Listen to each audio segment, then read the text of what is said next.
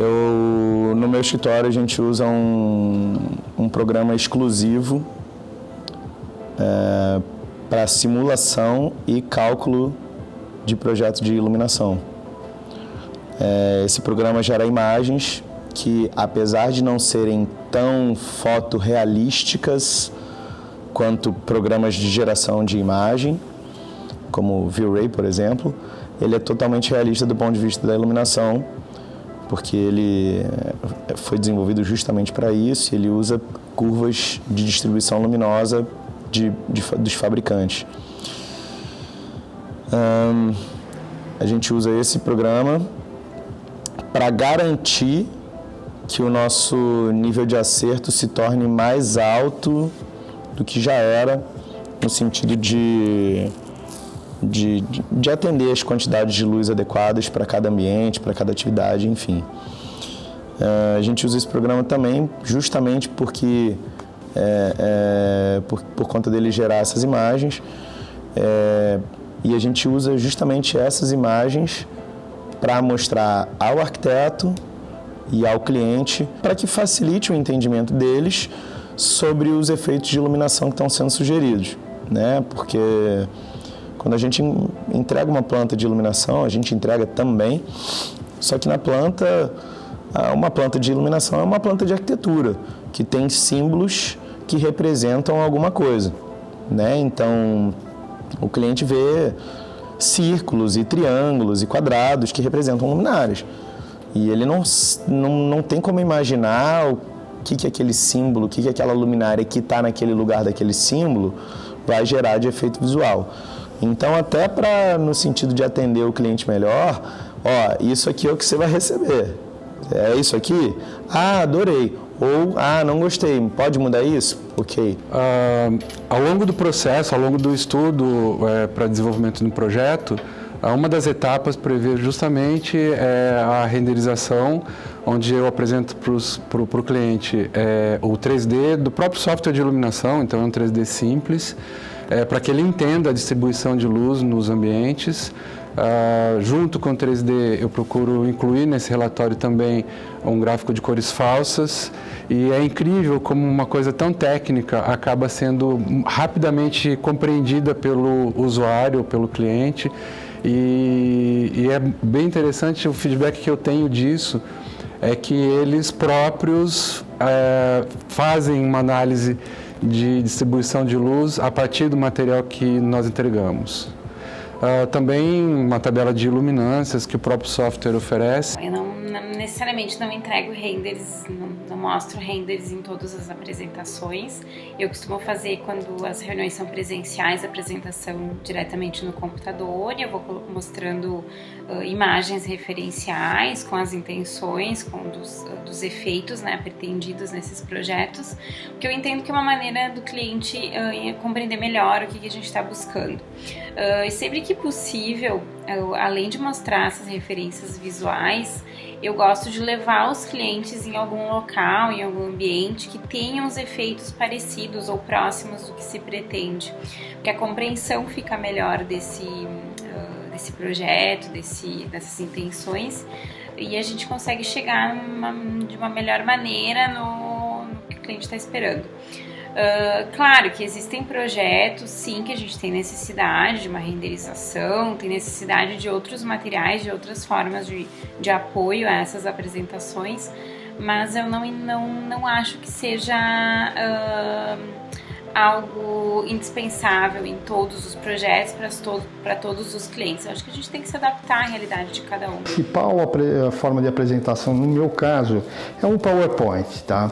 E eu acho que isso está muito ligado também à questão do tipo de habilidade e competência que você acaba desenvolvendo, de poder passar ou transmitir essa ideia, de certa forma, abstrata do projeto para o cliente.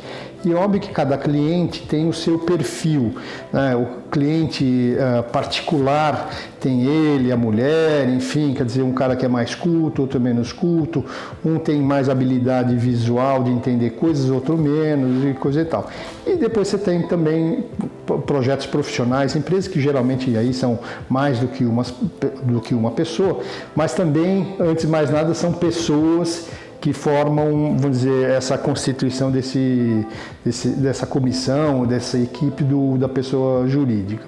Eu sempre falo de uma forma bastante, vamos dizer, primitiva, mas ela é um pouco provocativa, que é o seguinte: a melhor forma de você apresentar um projeto é pegar a mão da pessoa e levar ela para passear na obra. Ou seja, ela parece ser uma brincadeira, mas ela é uma forma muito, vamos dizer, de certa forma, em termos de raciocínio, essa coisa de você respeitar, né, o universo do seu cliente e você descer até o universo dele para ele ter a compreensão do que você quer transmitir a ele. Ou seja, ter respeito às potencialidades e às deficiências que essa pessoa ou que esse profissional tem. Então, por isso que eu sempre falo, né? Quer dizer, a melhor forma é pegar na mão do cliente e passear na obra. Então, isso não significa que eu vou chegar na reunião e pegar na mão do cara, né? Ou, enfim, que seja. Mas sim que eu vou tratá-lo com respeito e vou, então, dentro do que ele me passou de demanda, de solicitações, encaminhar através dessa forma de apresentação, desse PowerPoint, esta lógica de entrar pela porta da frente do projeto e depois fazer um caminho por essa obra de uma forma sequencial, vamos dizer, determinada por prioridades. Né? E depois, eventualmente, deixando áreas secundárias, áreas mais do fundo, enfim, essa coisa mais para depois. Né? A área de serviço, você nunca vai passar a área de serviço na frente de uma sala de estar. Tá?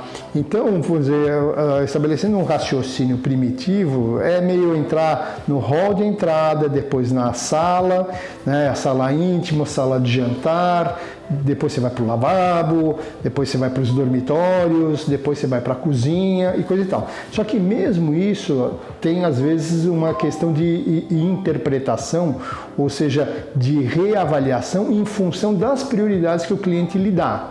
Por exemplo, se você tem um cliente onde a questão de gastronomia é muito importante, porque ele quer uma cozinha aberta, integrada com a sala, porque ele gosta de cozinhar com amigos, é óbvio que esta cozinha vai entrar antes de certas áreas, né, do que a forma tradicional de um cara que tem uma cozinha que é a área lá onde fica empregado ou a cozinheira trabalhando. Né?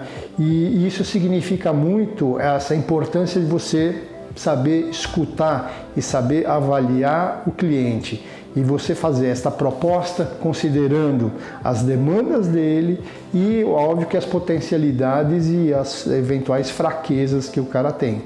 Não adianta se mostrar um montão de planta para o cara se o cara não entende planta, o cara não gosta de planta, você só vai confundir. Você tem que trabalhar, né, os potenciais de entendimento que ele na verdade tem.